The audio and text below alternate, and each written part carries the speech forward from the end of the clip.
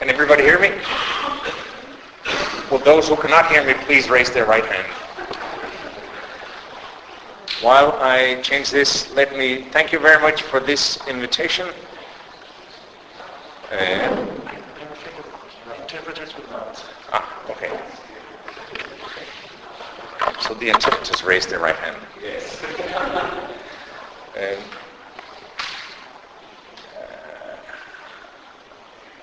I don't know. I can do it here, can I? There? No. There? No. Yeah, those of us who are from the Nordic countries, Sirko and I, that's another reason for thanking you. I haven't seen Sirko for 20 years or something like that. We had a project together in the 1980s where we enjoyed the Scandinavian fall and winter, and we have come from the Nordic fall into what appears to be the rapidly approaching Catalan winter. The climate here is somewhat different from what we're used to. The task I was given here was to identify challenges faced by my mother tongue Danish as a mid-sized language. I have identified two major challenges. Of course, we, as everybody else, meet a range of challenges. But in my view, as a social linguist who works with linguistic minority children in Denmark, I see two major challenges which I'm going to identify. I'm also going to discuss the cause of these two major challenges, and I think the cause is primarily ideological. This means that I will begin by identifying the ideological concept of a language as opposed to the scientific sense of language. After that, I'm going to identify the social categorization that we all enter into when we talk about other people as native speakers or non-native speakers. Against this background, I'll present certain facts about the Danish language and Danish as a speech community, which lead to my description of the two major challenges I see being faced by Danish as a speech community, namely uniformity and isolation. I will briefly compare the situation in Denmark with the situation in a few other countries that I know of. And finally, if time allows, I'll show you some tendencies in late modern urban youth language behavior that seem to reverse the trend, the ideological trend of the challenges. First, the concept of language. This is a speech community, or maybe several speech communities. This is a map. As you can see, this is east and that is west. And in the east they speak language east, and in the west they speak language west. And there's a whole range of borders between what is full-scale language east and what is full-scale language west. For instance, the first personal pronoun to the west is e, to the east is a. There are also grammatical differences. The West language has preposed a definite article of the nouns, so it will be the man to the west, but to the east it will be mande, with postponed definite article. Between line 1 or west and line 5, we have a two-gender system. There are two gender of the nouns, the countables and the non-countables. Between 5 and 11, we have a three-gender system, masculine. No, we have a two-gender system with the neuter and commune, and to the east we have a three-gender system with masculine, feminine, and neuter. So it is impossible on the basis of linguistic structure to define a clear boundary between language east and language west. It is also impossible on the basis of speakers to define who is a speaker of language east and who is a speaker of language west. It's also impossible on the basis of geography to define what is language east and what is language west. This is in fact part of northern Jutland in Denmark, but we have exactly the same situation between Dutch and German. We have the same situation between Norwegian and Swedish, and we have the same situation between German and Danish. It is not possible on the basis of linguistic structure alone to define the individual language.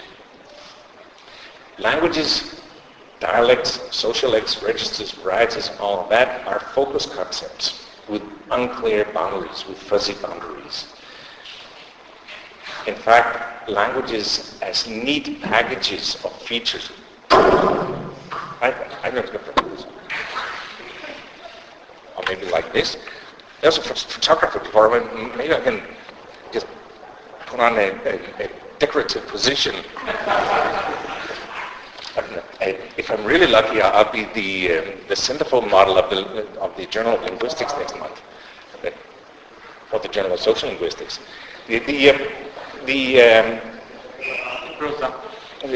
Oh, that was too much. The concept of a language as a neat package of linguistic features is an entirely ideological construct. We all have concepts of languages, such as English, Dutch, Catalan, Galician, and all that. But these are ideological constructions. I have a nice quote from Monica Heller here to illustrate it. I have another nice quote from Marconi and Pennicook later to illustrate the same point. What we learn, what we use are not languages. We refer to languages, but they are ideological constructs. What we do when we behave language is that we use features. We use words, sounds, we use rules, and rules in languages are not laws, but they are regularities. We violate the rules very often. And this does not alter the fact that we refer to our use, we refer to our concepts as languages. Languages are very strong ideological concepts. And there's very little we can do to talk about everyday use of language without having these concepts. So it's not that I'm challenging the concept of a mid-sized language. I'm just putting it into the perspective of where it belongs, namely as an ideological construct. The construction of these concepts are closely tied to the development of national romanticism in Europe. It fit well with Enlightenment and the upheaval against religiously motivated absolute monarchy, that we developed a thought of one language belonging to one nation and one people. This is, in my opinion, the basic ideology behind all the discussions we have, all the political discussions we have about language now. It's a very strong, and it's a Europe-based ideology, and it has been exported to the Americas and to Australia, but not to the same extent to Africa and Asia. It's still an ideology which we can notice in both Asia and Africa, but not as strongly as in Europe. We may notice differences between the different European societies, but these differences are determined by historical developments, not determined by different ideologies. In my opinion, this is the ideology that governs all European language policies, including the European Union policies. Now, with this said, we can move to the micro level, the level of the individual speaker.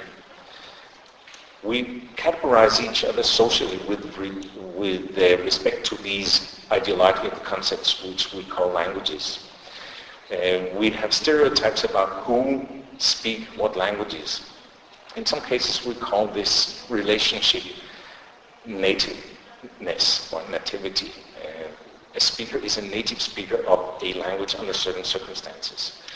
Some types of language do not have native speakers, such as military language or youth language or doctor's language. In that case, we talk about a native speakers.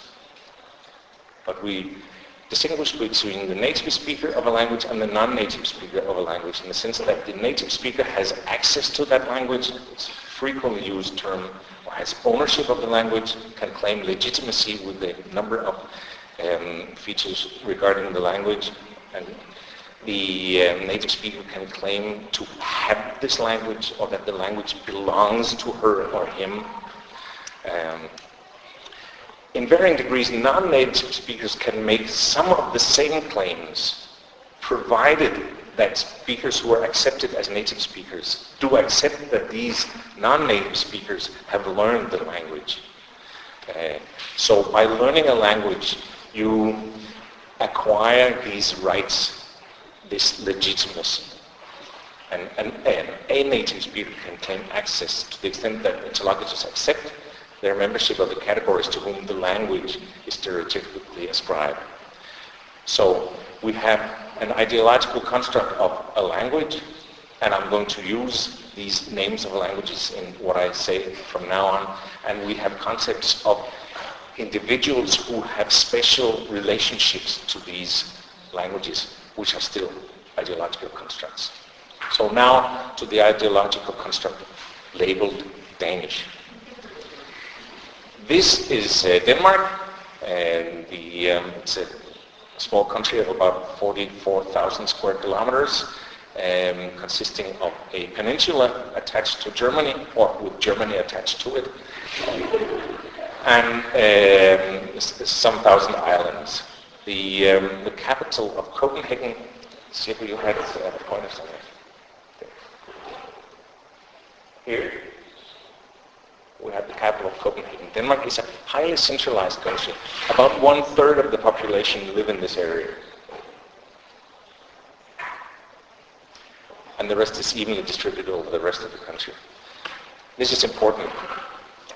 This has historical causes, which I'll go into in a little while. There are about 5 or 6 million speakers of Danish.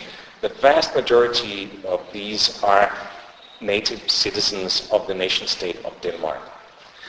There's, for historical reasons, there are second language speakers of Danish in Greenland, in the Faroe Islands, in Iceland, and in Germany.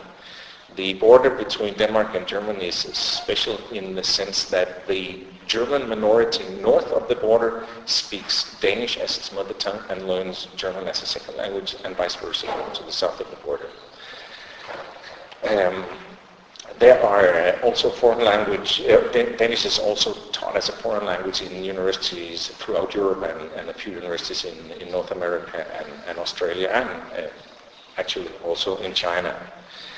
In Denmark, there are immigrated minorities, recently immigrated minorities, mainly Turkish, Punjabi or Arabic speaking, and a few Somalis, and a wide range of different languages with a few speakers. There are Norwegians and Swedes who live in Denmark. Danes and Norwegians and Swedes used to be able to communicate quite easily with each other. This is changing these years, and this is one of the challenges I'm going to refer to later. The language called Danish is the only language which is accepted in all public functions. Negotiations in Parliament are only in Danish. The armed forces use Danish. The public administration uses Danish. And Danish is accepted all over the educational system. In the school system, some foreign languages are taught. English is mandatory from grade 3. German and French, the students can choose from grade 9. And then a few others, Spanish, Russian, Italian, are taught in high school. In a few private grade schools, another language is the medium of instruction. There's a Japanese school, a few Arabic schools, Turkish schools, but they are very, very few. In some parts of the education system, English is a medium of instruction. Some high schools are taught entirely in English. Some university educations are entirely in English. And some university educations are partly in English. I teach Danish at the University of Copenhagen, and I give one course every semester in English.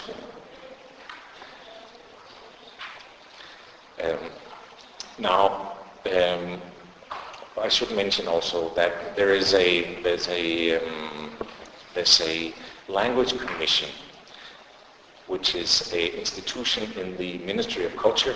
Its major task is to edit and publish a orthographic dictionary of Danish. It makes a point of not having regulatory functions or normative functions with respect to pronunciation or choice of words or the development of grammar. Now, the major challenges I see facing Danish is the rapidly developing uniformity in the language and the isolation of Danish speakers from the rest of the world. One very important development which has happened in Denmark in the 1900s is the disappearance of the classical dialects. By 1900, as in many other European countries, the classical dialects were documented in maps and descriptions. And there was a rich variation of classical dialects which were not mutually comprehensible. By 2000, the classical dialects have all but disappeared. There are no children, not one, who grows up speaking a classical dialect in Denmark. If we took a Dane from the year 900 and followed her to the year 2000, she would ask, why do all Danes speak Copenhagen Danish? This is a rapidly accelerating development that the political and economic centralization of Denmark has also been followed by a cultural centralization. The challenge now can be formulated like this. Danes are not used to linguistic variation, so young Danes do not understand Swedish or Norwegian, and therefore Danish is on its way out of the Scandinavian community. I can speak with Sirku who speaks Swedish, and I speak Danish, and we understand each other. But the next generation does not. So this means an increasing isolation. With 5 million speakers, it's a pretty good idea to hang on to the other 10 to 15 million speakers of Scandinavian. But apparently this is not what's happening in Denmark. And another way of formulating the same challenge is that Danes are not used to linguistic variation, so Danes are intolerant of variation. So Danish society is subjected to hegemonic uniformity, high and low. Even if you're a member of the royal family, an accent is not accepted. The Queen's husband is a native speaker of French.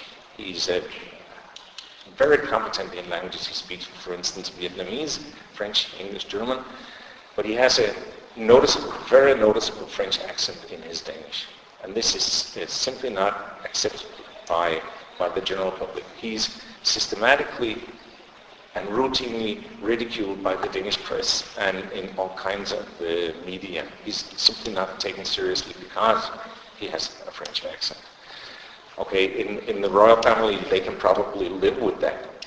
But if you're a native Turkish speaker and a greengrocer, the chances of getting your sons and daughters through high school and into banks as bank directors decreases rapidly if they have an accent.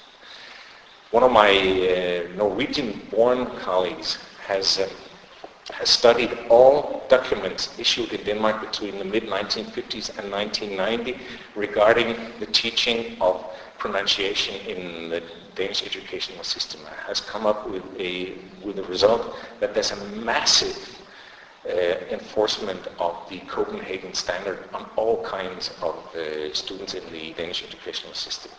There's no accept whatsoever anywhere of the former or the previously wide variation in pronunciation. So Danish is heavily subjected to uniformity, and it continues to this day.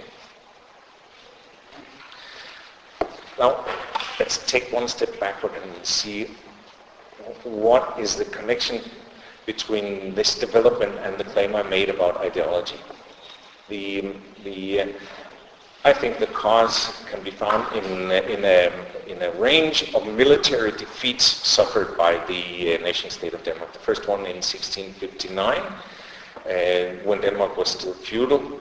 The feudal system, as you know, was an arrangement between the king and nobility. The king would let the nobility run the regions of Denmark, while the nobility would provide military assistance when necessary. Now, in the Swedish wars in the 1650s, the nobility was unable to provide any military defense of Denmark. They all fled and hid behind their ramparts in Copenhagen. So when the Swedish army, which was a bunch of German mercenaries, conquered all of Denmark and besieged Copenhagen in February 1659, the Danish defenders, which were a bunch of Dutch mercenaries, and they were actually able to defend Copenhagen against the Swedish attack. These Dutch mercenaries were financed by the Copenhagen bourgeoisie. So in 1660, the king was able to pull a coup d'etat supported by the Copenhagen bourgeoisie. This meant that the old locally based nobility was abolished, and the country and the regions of the country would be run by people sent out from Copenhagen, educated at the University of Copenhagen, and with their loyalty directly to the king in Copenhagen and not to the place where they were born or to the family they were born into, etc. This meant that from the late 1600s and until now, Copenhagen has been a marker of prestige and power and efficiency and money. And this has continued ever since. In 1801, Denmark was beaten by the English Navy. That, you know the story about Lord Nelson. And a few years later, that led to bankruptcy, and so the city of Copenhagen started growing. People would migrate to Copenhagen. In 1849, the constitution, which abolished absolute monarchy, was introduced. And in 1857, the Copenhagen ramparts were annulled, which meant that Copenhagen started spreading rapidly and became also the physical center of Denmark. In 1864, Denmark was defeated by Prussia. This gave rise to an ideological understanding of Denmark as a poor little country who everybody was against, except for the nice Norwegians and Swedes who were Scandinavians like us. So a self-understanding of Denmark as a little homogeneous and poor country with Scandinavian roots developed there, and has been strong at least until the 1960s, when the recent labor migration started. So the self-concept of Danish speakers and of Denmark today is we're a little country, we're a peaceful country, we're a democratic country, we're much littler than everybody else, we're much more peaceful than anybody else, and we're much more democratic than anybody else. But since we're such a little country, we have to defend ourselves against all the forces from outside. We have to maintain what we have, and this is the ideology. We have to stick together. We have to maintain homogeneity, or else we'll disappear. This has led to a recent government policy. For many years we didn't have any language policy in Denmark, but in 2007 the first official language policy was formulated by the cabinet, and the main point of the language policy is the so-called parallel languages, meaning English and Danish for a range of functions in Danish society. The argument was that to protect the Danish language against English, while at the same time globalizing Denmark, we should make sure that We could use English for a lot of public functions such as higher education, research, business, etc. But we should also make sure that nothing would not be in Danish, that everything would also be in Danish. This is the parallelity between the two languages. And now this has led to what I hope are unintended consequences, namely that the educational system concentrates on English to the extent where English and Danish to the extent where everything else disappears. The teaching of other languages begins late. English even begins when kids are as old as 9 years. French and German begins when they're 13 years old. And of course the kids, having understood the idea behind the policy of parallel languages, stop choosing French and German and Spanish and Italian and Russian in the schools. The number of high school students with 3 languages have dropped dramatically from 40% in 2006 to 8% in 2009. This can only be caused by the language policy of the government. The Copenhagen Business School reports to be planning to cancel language educations in French and German and a range of other non-English languages. Denmark is, as far as I know, the only European country where it's official government policy to decrease the language competencies of the population. And this is not only true for the native speakers. I'll return to that later. We can see that the language skills of Danes are decreasing. It means we're gradually isolating ourselves from non-English speaking people, and at the same time we're not really supporting English because kids are not taught the language of English before they're 9 years old. Of course, as in the Netherlands and in Finland, a lot of kids meet English before they meet it in school. All TV broadcasts are not dubbed, they're subtitled, so an American movie will have the text in Danish. Will have the text in Danish at the bottom, while the dialogue will be the original English dialogue. So the vast majority of kids haven't met English before they meet it in school. But still, the school support does not start until they're 9 years old. Now back to the minorities. From 2001, the mother tongue teaching of minority languages in the grade schools was abolished by a specifically and manifestly formulated policy of the current right-wing government. It had been an issue for that government for years to rid the Danish educational system of these languages such as Arabic, Chinese, Hindi, Punjabi, Turkish, all these vast international languages. And they are now out of the Danish educational system. This means that there's increasing pressure on the minorities to abolish their mother tongues and choose only Danish. So the challenge is that Danes are encouraged by government policy to learn Danish and learn one particular type of Danish, namely Copenhagen Danish, to unlearn minority languages such as Chinese and Arabic, to learn English, although they should wait until they're quite old, and to deselect other languages in the educational system. This leads to uniformity among Danes.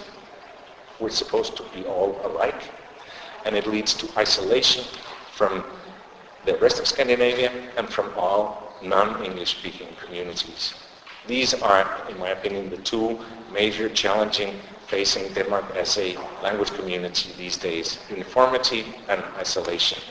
And the reason is the particular version of national romanticism, the ideology of national romanticism, which has developed the way it has in Denmark since the late 1600s in a series of, or accompanied by a series of military defeats. The Norwegian version of the national romanticism is completely different. one of the things, one of the things Denmark lost was Norway in 1814. And the previous 400 years, Norway had been a part of the Danish kingdom. The Norwegians call this the 400-year night. And then this, of course, is their version of national romanticism. So one of the measures taken in Norway in the early 1800s was to develop a Norwegian literacy which was not based on East Nordic, on Danish, based on classical Norwegian dialects. So actually it's Old Norwegian, but it's called New Norwegian. So since then, Norway has had two written standards, and all children in the Norwegian schools are forced to learn to understand every single other version of Norwegian. All the Norwegian children are able to understand all the classical dialects which thrive in Norway. So this is the exact opposite of the Danish system. And therefore the young Norwegians are much better at understanding Danish than young Danes are at understanding Norwegian. But in my opinion, the basic cause is the same, namely national romanticism. So this is the devil that ruins language policy in Europe these days. It's not all black. We can notice, and I have noticed in many different European places, that there's a counter movement going on. For example, I take pictures of graffiti, and not the pretty graffiti with many colors, but graffiti with messages in European cities. I have some. You have a wonderful graffiti culture in Barcelona. You may not think so, but once you get into what graffiti are, you'll see that you have a particularly rich graffiti culture here. I'll return to an example, not from Barcelona, later. And we can also notice in the SMS practices of the late modern urban youth in Europe that something is going on, and we can see it in CMC communication and in many other ways. I'll show you three examples. Can you see this? This is a transcript of a conversation between four grade school students in fifth grade in a Danish classroom. And they're discussing a task which I've given them. It's a geographical task, and they have to identify places on a map and then glue pictures from this place onto the map. So I won't go through it in details. I'll just show you that in the first line, Ali says, "Nej, shipman, jackpot hele verden," which is partly in Danish and partly in English. And the Essen answers, "Jackpot takes you there," and she hums this, which is English. Selma answers, "Hele verden," which means all the world, in Danish. Errol continues, "Are you finished?" in English, and Ali says, "Jackpot hele verden." "No, I am Danish," says Selma, and Errol says, "No, I am Danish, reklam da," which means, he says in Turkish, in the commercial they say, "No, I am Danish." And this continues for 45 minutes. The kids move without inhibition between Turkish and Danish and English. And they use all of the languages in a way which would be considered correct or grammatical by purist language teachers. And this means that the way these kids communicate with each other takes into account features. The kids know that the features are ideologically ascribed to different languages, but they don't follow the monolingualism rules which they need from their teachers, from their parents, and from society in general. This is not only what we can see in spoken language. Here is a graffito. It says, "Le capital." Le, that's French. It's a definite article. Capital, that's German. And it's a reference to Karl Marx's major work. You see, this is from the foot of the Karl Marx statue. So it's a reference to its word and not to capital as resources, or else it would have been with a C. C'est, that's French and means it is. I don't have to tell you, of course, the Catalans. Fun. So now we have at least 3 languages, French, German, and English. And it continues, le communisme, c'est neuf. Now, neuf, that is a Berlinized version of the word fun. Berlinization is a process which goes on in French youth language, where they invert the words. If the word has 2 syllables, they invert the syllables. If the word has only 1 syllable, they change the consonants change place. So this is a French youth language process administered to an English word in a German English-French context.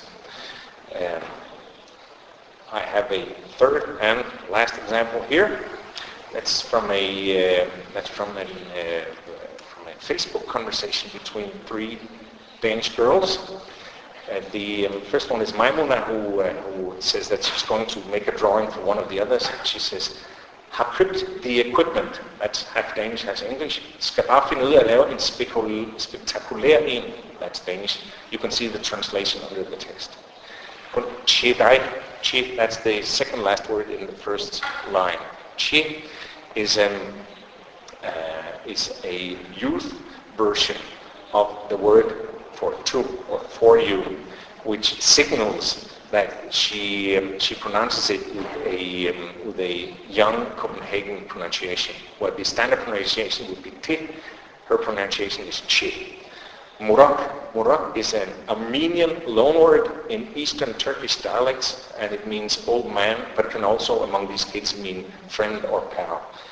Den skal være specielt med extra spice, more Danish and more English. Sorry, tag mig sammen denne weekend, inshallah.